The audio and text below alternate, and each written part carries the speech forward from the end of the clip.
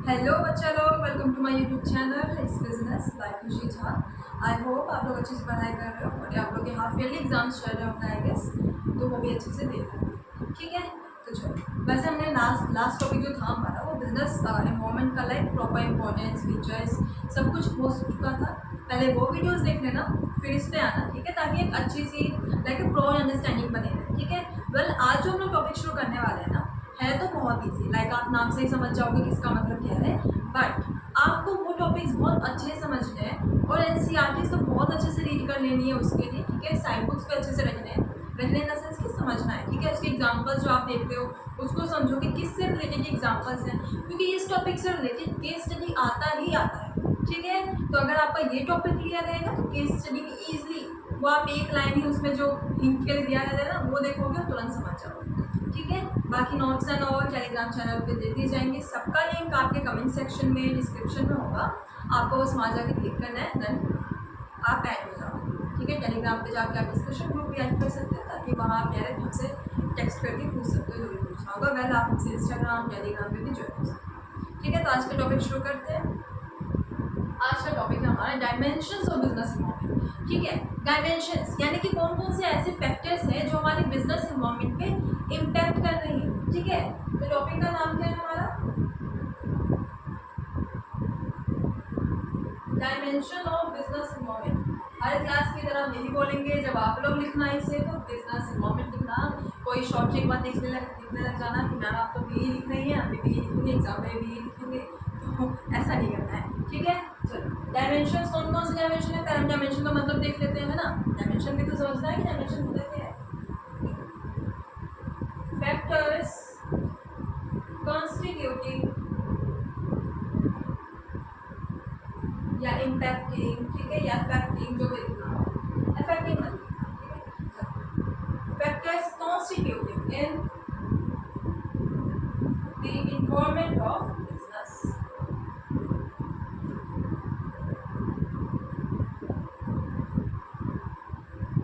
हम इतना तो मान के चल ही सकते हैं कि अगर आप लोग कोई टॉपिक शुरू कर रहे हो इट मीन्स आपने उसका एक ग्लांस देखा है ना, कि हाँ भाई इसका मतलब क्या है, राइट। आपने बस वो पेज पढ़ना होगा तो आपको कुछ पॉइंट सीखे होंगे, तो उसमें एक चीज़ तो समझ में आ गई होगी कि टॉपिक समझने लायक है, टॉपिक ईजी है। ठीक है, तो चलो डायमेंशंस क्या है। डायमेंशंस ऑफ बिजनेस इन्वॉल्वमेंट का मतलब होता है बच्चा कि वो फैक्टर्स जो कि आपके बिजनेस इन्वॉल्वमेंट में, ठीक है, जो कि आपके बिजनेस को इम्पैक्ट कर रही है, ठीक है, जिनके चेंज होने से, जिनमें कुछ एडवांसमेंट आने से आपके इन्वॉल्वमेंट में, आपके बिजनेस के इन्वॉल्वमेंट में कुछ इफेक्ट होगा, कुछ इफेक्ट होगा। ठीक है, वो अच्छा भी हो सकता है, वो बुरा भी हो सकता है। ठीक है, इतना समझ में आया ना कि हमने शुरू से बताया कि अपॉर्चुनिटीज आएगी तो थ्रेट्स भी आएंगी। ठीक है, और थ्रेट्स है तो उसके साथ अपॉर्चुनिटीज भी हैं।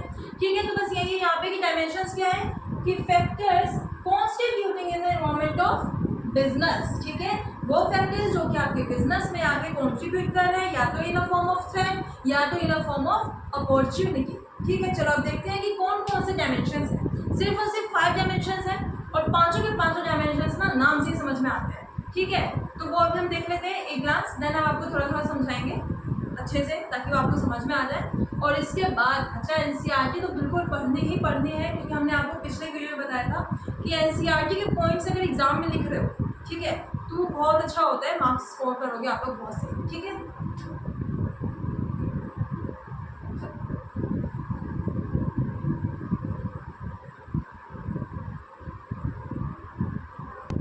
चलो तो पहला क्या है हमारा, पहला फैक्टर है हमारा डायमेंशन है इकोनॉमिक। ठीक है, इकोनॉमिक इन्वॉल्वमेंट क्या होता है, इकोनॉमिक से क्या समझ में आ रहा है। इकोनॉमिक हमारे कंट्री की इकोनॉमी कैसी है, ठीक है, कितना इन्फ्लेशन चल रहा है, कितना इंटरेस्ट रेट चल रहा है, कितनी डिमांड है, कितनी सप्लाई है। ठीक है, इकोनॉमिक चैप्टर पढ़ते हैं, इकोनॉमिक बुक है ना आपके पास, उसके अंदर यही तो लिखे रहते हैं कि कंपनी की क्या फाइनेंशियल कंडीशन फिलहाल चल रही है। वही तो समझ रहे हैं ना हम लोग कि कंपनी की फाइनेंशियल कंडीशन, कंट्री की फाइनेंशियल कंडीशन फिलहाल कैसे चल रही है। तो जैसे कंट्री की फाइनेंशियल कंडीशन होगी वो हमारे कंट्री पे, कंपनी पे भी तो इफेक्ट करेगी ना। क्या हुआ, कंट्री और कंपनी बार एक दूसरे से कंफ्यूज होते जा रहे हैं। ठीक है, एक बार और समझो, देखो कंट्री, हमारे कंट्री की जितनी भी इकोनॉमिक पॉलिसीज हैं या इकोनॉमिक कंडीशन चल रही है वो चीज़ें हमारी कंपनी पे भी तो इफेक्ट करेगी, राइट। तो हमें ये देखना है कि फिलहाल हमारे कंट्री की इकोनॉमिक कंडीशन कैसी चल रही है, ठीक है, और वो इकोनॉमिक कंडीशन हमारे इकोनॉमी पे इफेक्ट करने वाली है, इट मीन्स हमारे कंपनी के ऊपर इफेक्ट करने वाली है। ठीक है, financial and money related factors in a country, हमारे कंट्री में फाइनेंशियल एंड मनी रिलेटेड जितने भी फैक्टर्स हैं, ठीक है, वो सब इकोनॉमिक में। तो जब भी केस स्टडी में देखो ना कि कंट्री के फाइनेंस से रिलेटेड बात की जा रही है, कंपनी में कंट्री के मनी से रिलेटेड बात की जा रही है, तो किसकी कौन सा डायमेंशन की बात कर रहे होंगे? Economic dimension. ठीक है, ज़्यादा सोचना नहीं होगा उस टाइम में, डायरेक्ट इकोनॉमिक डायमेंशन पे क्लिक करो, ये इकोनॉमिक डायमेंशन को डिफाइन करने को बोला है तो फिर वो करो। ठीक है, चलो तो पहला पॉइंट समझ में आया, financial and money related factors in a country. ठीक है, फिर अभी बताया कि हमारे कंट्री की जो भी फाइनेंशियल कंडीशंस होंगी, ठीक है, वो इफेक्ट करेंगी हमारे कंपनी, राइट। तो financial and money related factors in a business और in a country affects business। ठीक है, financial and money related factors in a country affects business और our company। एग्जाम्पल क्या है? इन्फ्लेशन रेट बढ़ गया। अब जब पैसा मतलब इन्फ्लेशन खर्चे लोग अब कम करेंगे ना, कि भाई अगर आपको बीच में हो गया था ना टमाटर बहुत ज़्यादा महंगा हो गया था, तो क्या आप लोग 1-1 किलो टमाटर खरीदते नहीं खरीदते थे, हम लोग अब टमाटर खरीदना कम कर देते, राइट, क्योंकि इन्फ्लेशन ज़्यादा था, बट हमारे पैसे तो नहीं बढ़ रहे थे ना, हम तो उतना ही कमा रहे थे भाई। तो क्या है, इन्फ्लेशन बढ़ा था टमाटर का, लेकिन हमारे पैसे नहीं बढ़ते, तो हमने क्या किया था, उसे कम खरीदना शुरू किया। ठीक है, डिमांड कम हो गया, इन्फ्लेशन बढ़ा है, पैसे जैसे ही किसी चीज़ के बढ़े तो क्या होंगे, डिमांड उसका कम हो जाएगा। ठीक है, अब अगर लोन का इंटरेस्ट रेट बढ़ा दिया जाए तो लोगे लोन? नहीं लोगे। ठीक है, तो वही है। ठीक है, तो ये सारी चीज़ें क्या है, फाइनेंशियल और मनी फैक्टर्स है हमारे कंट्री का, जो कि हमारे बिजनेस को इफेक्ट करेंगी ही। ठीक है, तो इकोनॉमिक फैक्टर समझ में आया, financial and money related factors in a country which affects our business. ठीक है, एग्जांपल क्या हो गया हमारा, इन्फ्लेशन, डिमांड और इंटरेस्ट का इंक्रीज होना। ठीक है, समझ में आ गया। सेकेंड है हमारा सोशल इन्वॉल्वमेंट। ठीक है, तो सोशल का मतलब क्या होता है कि हमारे वैल्यूज़, हमारे कल्चर, हमारा ट्रेडिशन, ठीक है, यही तो सोशल फैक्टर में आएगा ना, सोशल डायमेंशन में। ठीक है, तो सेकेंड क्या हमारा सोशल इन्वॉल्वमेंट, इसके अंदर क्या क्या है, cultural and social factors of the country. ठीक है, जो कि हमारे बिजनेस को इफेक्ट करती है। ठीक है, यानी कि फॉर एग्जांपल इंडिया में we don't consume beef that. ठीक है, हो सकता है किसी स्टेट में कंज्यूम किया जा रहा हो, स्पेशली साउथ में। ठीक है, लेकिन नॉर्थ इंडिया में इसका नहीं है। तो अगर कोई कंपनी नॉर्थ इंडिया में आके, ठीक है, शुरू कर दी है बीफ का बिजनेस, तो क्या वो चलेगा? बिल्कुल भी नहीं। ठीक है, क्या मार मार के लोग भगा देंगे यहाँ से। ठीक है, तो वही अगर दूसरी कंट्रीज में जाए जहाँ के लोग बीफ खाना प्रीफर करते हैं, तो वहाँ पे क्या होगा, वो बिजनेस के ऊपर कोई इफेक्ट नहीं होगा, वो बिजनेस अच्छे से चल पाएगा। ठीक है, तो यहाँ पे क्या काम कर रहे हैं, हमारे कल्चर, हमारे सोशल फैक्टर्स जो कि हमारी कंट्री में है, हम लोग बीफ नहीं खाते हैं। ठीक है, तो यहाँ पे क्या है कि कल्चर और सोशल फैक्टर दिख रहा है ना हमारी कंट्री का। ठीक है, और वो किसको इफेक्ट कर रहा है, बिजनेस को, राइट। इसके एग्जाम्पल क्या हो सकते हैं, कस्टम है, फेथ है, ट्रेडिशन है। ठीक है, फॉर एग्जाम्पल अभी नवरात्र चल रहा है, तो अभी ज़्यादातर बिजनेसेस या ज़्यादातर शॉप पे देखोगे तो नवरात्र से रिलेटेड ही सामान मिल रहे होंगे, नवरात्र के लिए डिस्काउंट्स मिल रहे होंगे। ठीक है, तो यानी कि हमारे कल्चर एंड सोशल वैल्यूज़ का कुछ ना कुछ अपॉर्चुनिटी, कुछ ना कुछ थ्रेड्स कंपनीज को मिलती रहती है। ठीक है, तो सोशल डायमेंशन क्या था, सोशल इन्वॉल्वमेंट क्या था, कि cultural and social factors of the country affects businesses. Example क्या होगा, हमारे custom, faith, traditions, culture and all. ठीक है, समझ में आया। तो जब भी केस स्टडी में आपका कोई कल्चर की बात की गई है, किसी ट्रेडिशन की बात की गई है, ठीक है, तो फिर वो कौन किसकी बात कर रहा है आपके लिए, वो सोशल।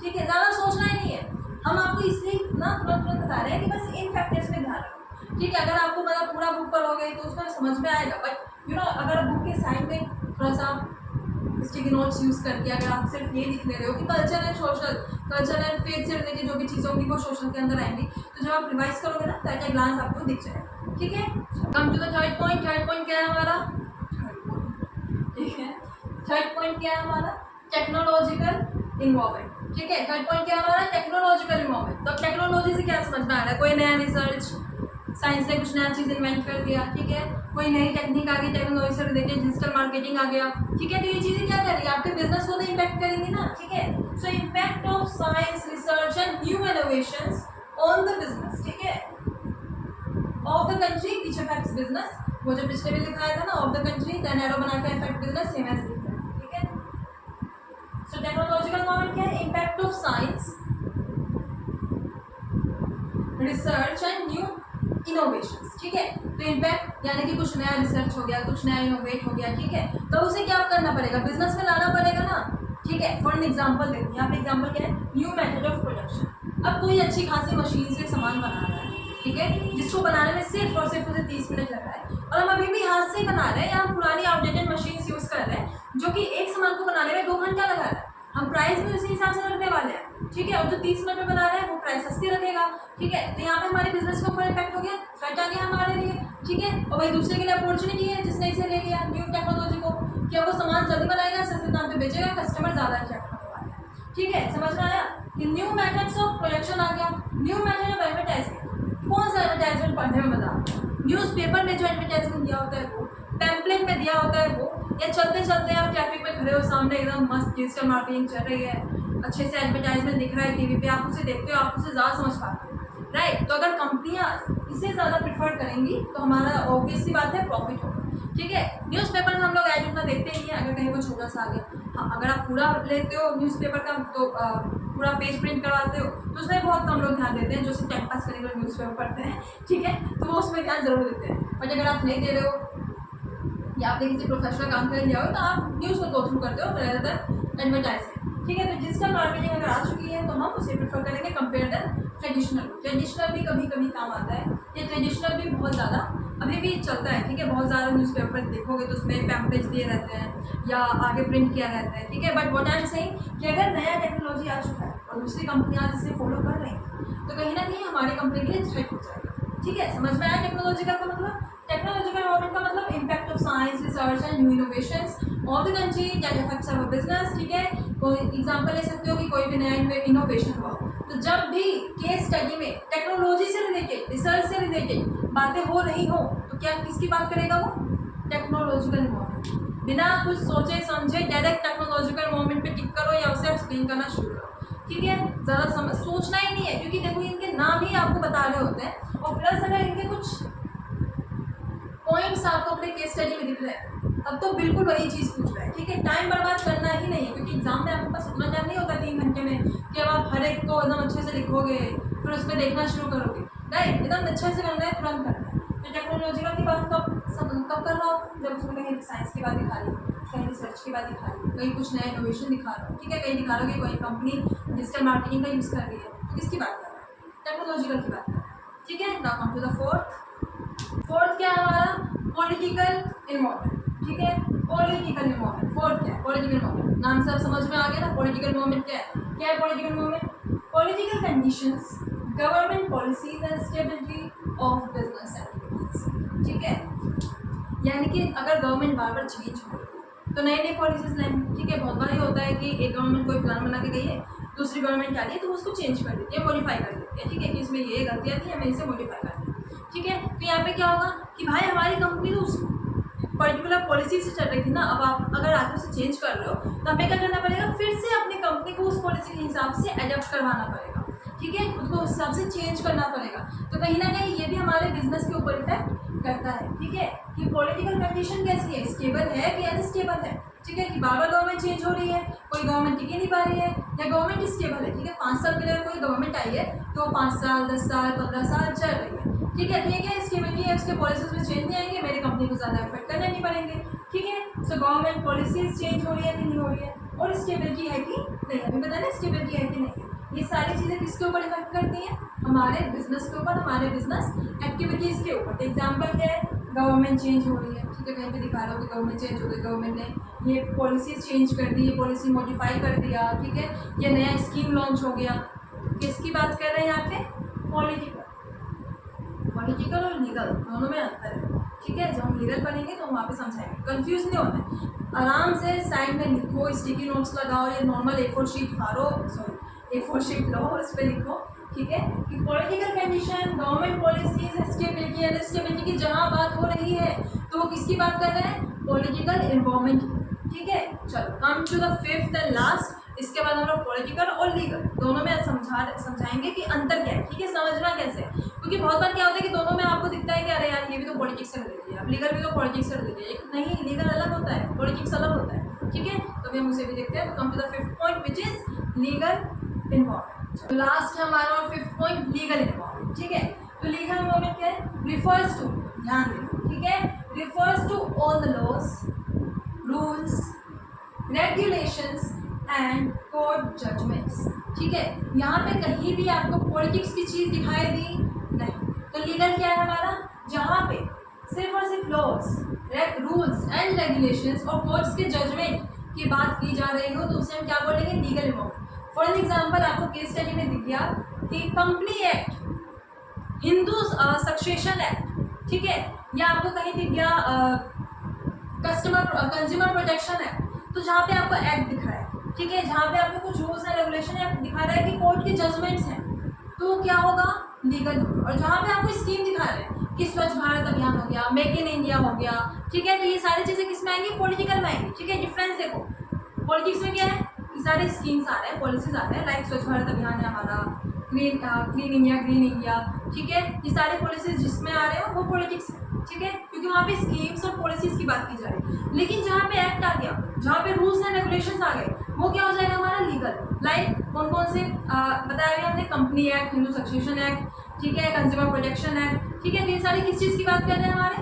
लीगल। समझ में आया, ठीक है। तो सोशल क्या था, कल्चर और कल्चर से जुड़ा, ट्रेडिशन से जुड़ा, ठीक है, उसे हम क्या बोलते हैं, सोशल। इकोनॉमिक क्या था, फाइनेंशियल कंडीशन जो दिखा रहा है हमारे कंट्री की, जिससे हमारी कंपनी इफेक्ट हो रही हो, उसे हम क्या बोलते हैं, इकोनॉमिक, ठीक है। थर्ड क्या है, टेक्नोलॉजिकल। टेक्नोलॉजिकल मतलब नया रिसर्च, ये तो बहुत ईजी है, लाइक टेक्नोलॉजी, सोशल, इकोनॉमिक, तो बहुत ईजी है, देखते ही समझ जाओगे, ठीक है। कंफ्यूज हमने मोस्ट ऑफ टाइम देखा है, बच्चे मोस्टली कंफ्यूज हो जाते हैं बच्चा लीगल और पॉलिटिकल।